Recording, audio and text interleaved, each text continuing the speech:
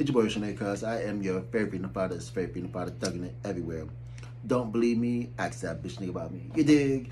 Did Adam22 just start a new gang war? Like, this shit is crazy because this it seems like this shit with 607 is really getting sparked out of control because, you know, he called Munchie B the S word. I'm not gonna say the word because, you know, it is highly offensive. I got a lot offensive. I got a lot of blood homies where they don't use that C word back at us. So it's always love. It's always been a mutual respect, and we've had this respect for 10 plus years. So imagine niggas from Cali who's had this, and no, my apologies. We've had this respect for damn near 20 plus years. So motherfuckers from Cali has had motherfuckers that they've been affiliated with for much longer than that. So for this nigga from St. Louis to come into a Cali setting and use these disrespectful Cali terms, that was really out of line. And Adam was kind of, you know, he's the ringleader. He's the instigator.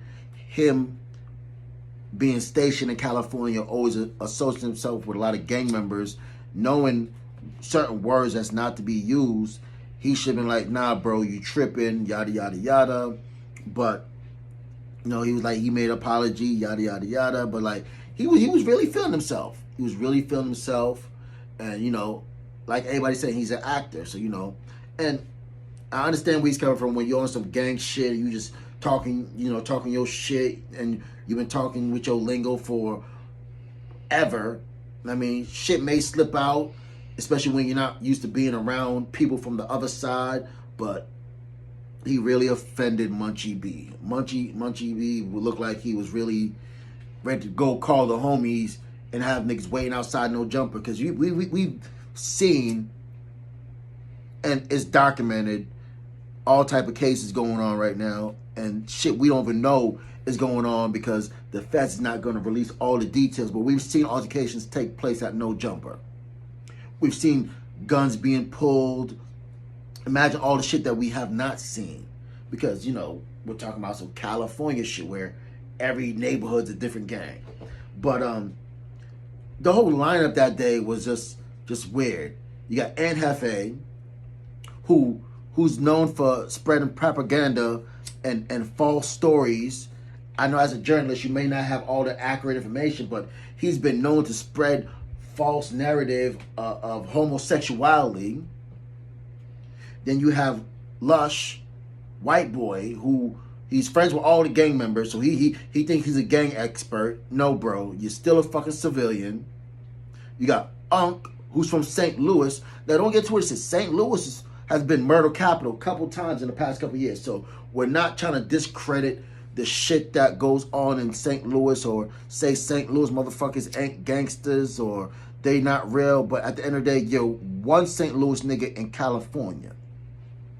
Next, you got Adam22, who is the King Clans member. We're going to call him King's Clans member. Who knows everybody that he brings into the building, knows what gang they're from, knowing certain people may have issues with other people, and he lines everything up. Really, I think, I can't say because I'm not a no-jumper employee, but I would assume that the boss has to okay and green light everything that goes on. All the lineups, all the shows. Just I assume it. And then at the end, you got Munchie B, who's from Inglewood family. We know the history of Munchie. Those tuning in, we know all these people right here. So, like, that's a real awkward lineup of podcast hosts to even begin with. But he's known for having crazy mixtures like DW Flame and P Nice, and this brings you back to the DW Flames and not P Nice, DW Flame and Brick Baby situation. You know, the homie, shout out to DW Flame, Insane Baby Gang.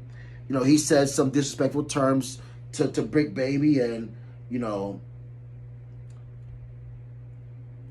Big Baby didn't respond the way that people wanted him to. At the end of the day, a lot of these internet folks, they don't know these people personally.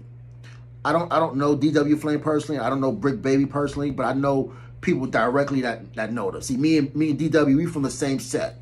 Brick Baby, I know niggas from 60s. I know niggas that been put me on a Brick Baby way before he even came to No Jumper.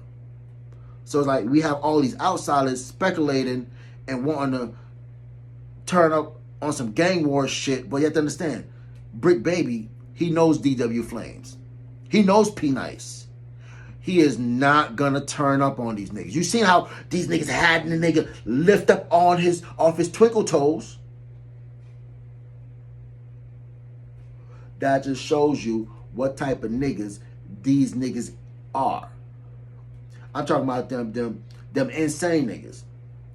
So we've had shit take place at No Jumper with motherfuckers using the wrong gang words.